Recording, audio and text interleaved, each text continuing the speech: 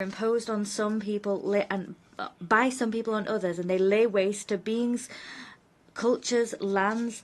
They crucify, and they do all of this to ensure that life meets their tastes, whims, and interests. In these daily massacres, how much do we lose, particularly when it comes to the most deeply rooted human emotions that we have: love, brotherhood, and hope?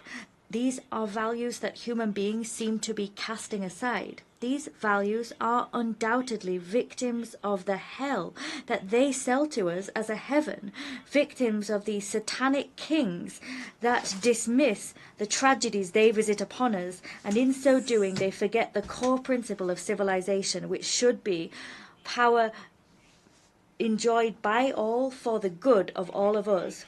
Every day we lose heart, we lose our soul, not because we sell it to the devil and his satanic underlings, but rather because our generations that should have learnt so much from the millions of human beings that have sacrificed throughout history on the bonfires of vanity and ambitions, these people are the victims of deadly selfishness, lessons that they failed to learn from.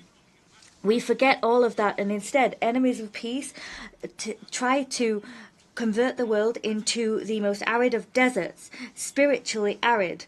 And we ignore all of this, and we fail to harness our human strength. We're faced with so much aggression, barbarism, attacks, crimes. Satanic assaults are being waged on all of us. Evil seems to be trumping good.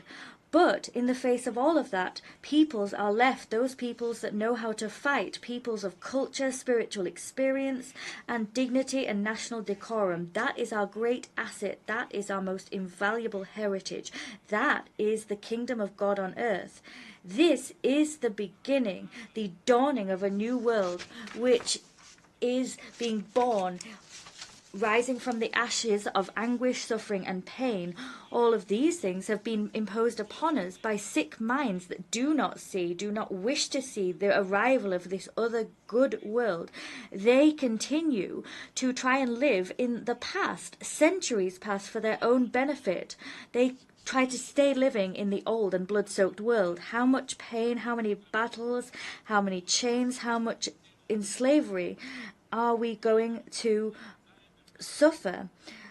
Because on the other hand, we have our human condition that goes from strength to strength, from truth to truth. We're increasingly waking up to the truth. We show more and more courage, more and more valor, and every day in the face of suffering we enjoy more glory. We see more and more victories of the truth, and our human spirit is prevailing, just as it must. No one can strip us of our certainty of a new world. No one can deprive us of the reality of a brotherly world, a world of understanding, solidarity, and respectful cooperation in the present and for the well-being of all. In the old world designed by the conquistadores, those conquistadores will remain with their ambitions thwarted, sad and alone. They will be condemned and rejected by those of us that have learned to revere love, learned to root out hatred and what it imposes upon us. We've learned to bury humiliation, indignity, and we've learned to dismiss terror, the fear that they use to pressure us and intimidate us. Those as the evil of the earth. We will never yield. We will never bow to the enemies of peace or the enemies of common good. We will never be enslaved by selfishness and avarice, and we will never be blind to the atrocities committed by those who sow the mendacious narrative of their hypocritical acolytes, those that use artificial techniques and tactics, and who use technicolor film to sell us a childish world, a fictional world that pretend to be blind, deaf, and mute, paralyzed. And we will never bow to those that acquit those that are guilty of so many crimes against humanity.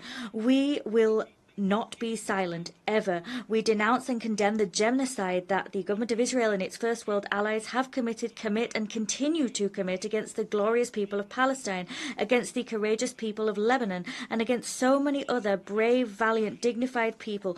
None of us will yield to brutality. We are not silent. We will never be silent. We denounce and condemn the aggressions against Syria, Iran, and against all other great peoples in their struggles. We stand with our brothers on all continents. We will never be silent. We denounce and condemn the occupation and hijacking of the rights of peoples such as Haiti. We are not silent. We will never be silent. We denounce and condemn the systematic policy of extermination of cultures and rights that colonial imperialist powers visit upon peoples, governments, and countries who, like Cuba, Venezuela, Bolivia, Nicaragua, are members of the Bolivarian Alliance for the Peoples of our America.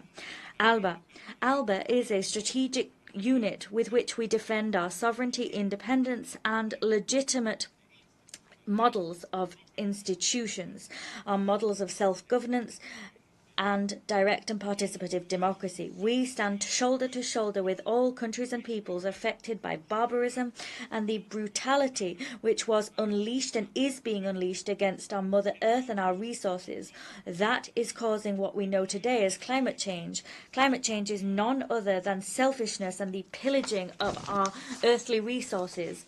That pillaging has created myriad disasters, disasters which are not natural, disasters which require climate justice, disasters that have been imposed upon us by selfish slave masters, the pillagers of our world, the filibusterers. They've done all of that without regard for what we're losing, without compensation, redress, or reparation for what we've lost. We stand shoulder to shoulder in brotherliness, solidarity, in just struggles for food security, health security, education, rights, human security. These are all rights that we will never give up on.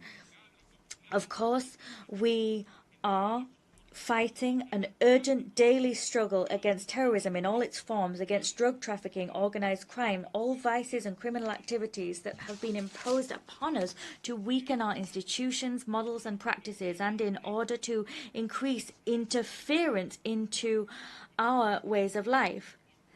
Those doing that are attempting to instill and establish ways of living which are not our own. They're seeking to, in so doing, create an image of us according to which we are incapable, mere beggars. We will never accept that model.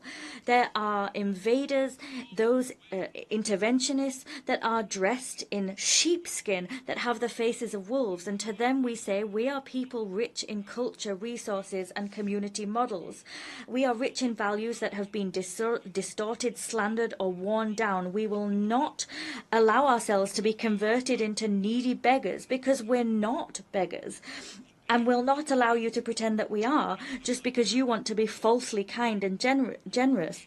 Your interests are patently clear, and you're using them to interfere in our own affairs. That's not only unacceptable, it's despicable and unbecoming. We have a right to our freedoms and the supreme dignity of our spirit and culture. We have a right to our own conscience and our own convictions.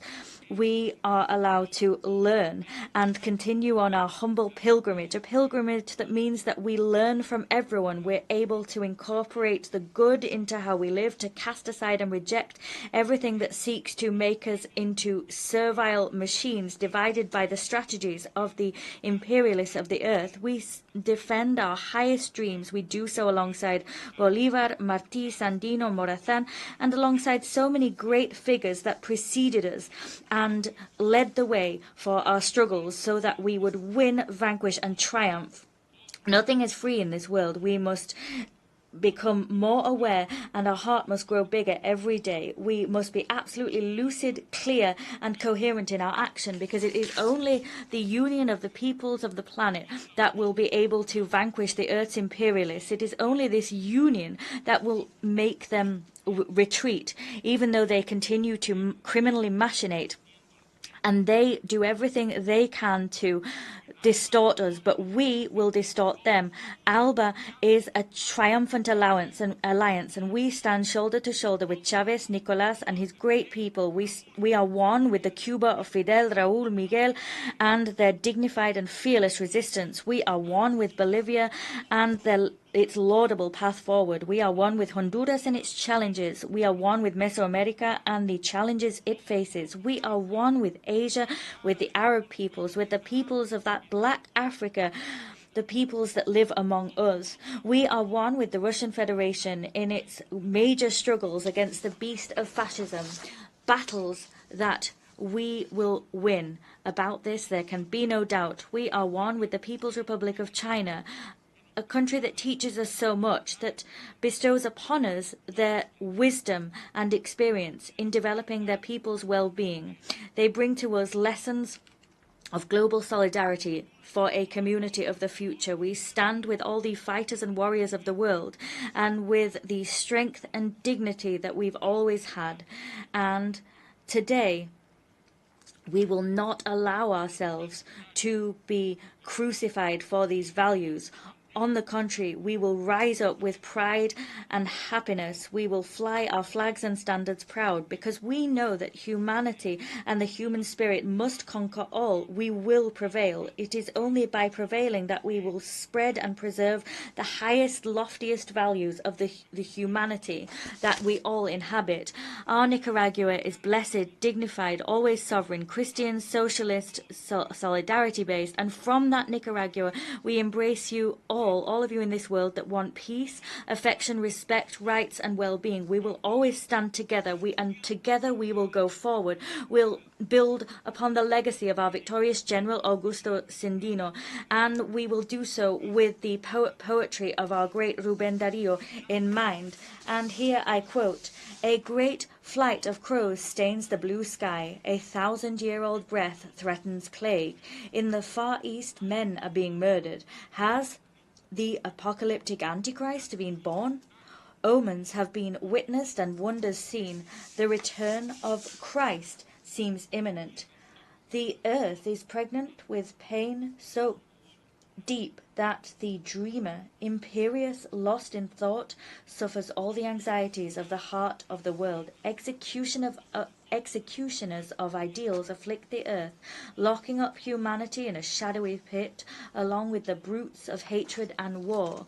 O Lord Jesus Christ, why do you take so long? Why wait to spread your hand of light over these wild beasts, and make your divine banners brilliant in the sun?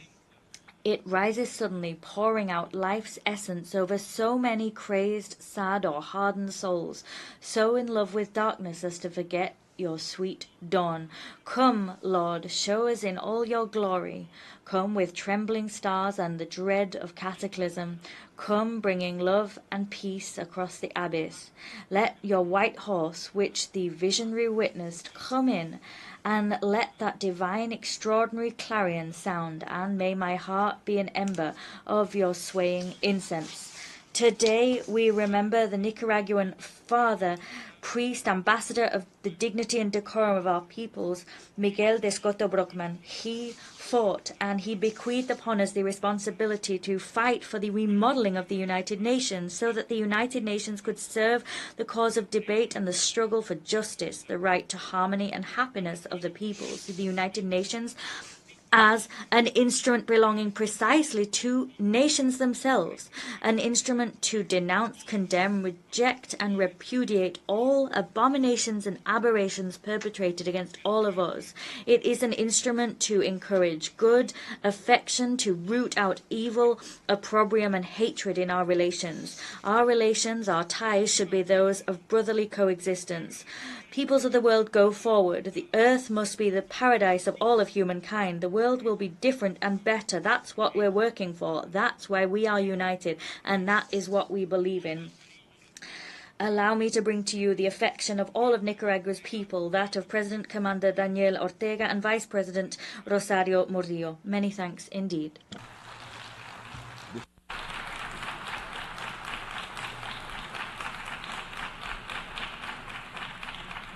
I thank the Minister for Foreign Affairs of Nicaragua. I now give the floor to His Excellency Osman Saleh Mohammed, Minister for Foreign Affairs of Eritrea.